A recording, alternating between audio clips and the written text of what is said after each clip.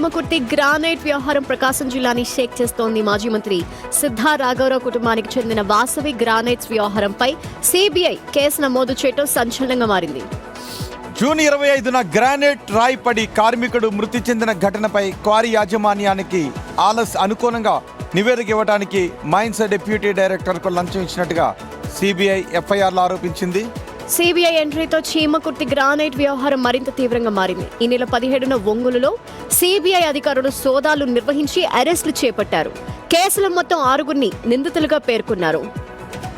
A1గా mines DD Shivshankar, A2గా సిద్ధ రాఘవరావు కుమారుడు సిద్ధ సుధీర్ కుమార్, A3గా ఆయన అన్న కుమారుడు సిద్ధ వెంకట సురేష్ కుమార్, వీళ్ళని సిబిఐ చేర్చింది. ఇక A4గా ఏ సుభాష్కర్ రెడ్డి, A5గా Vasavi granites manager Y Surendra, A6గా గుర్తు తెలియని ప్రభుత్వ ప్రైవేటు వ్యక్తులు అని ఇందులో పేర్కొంది.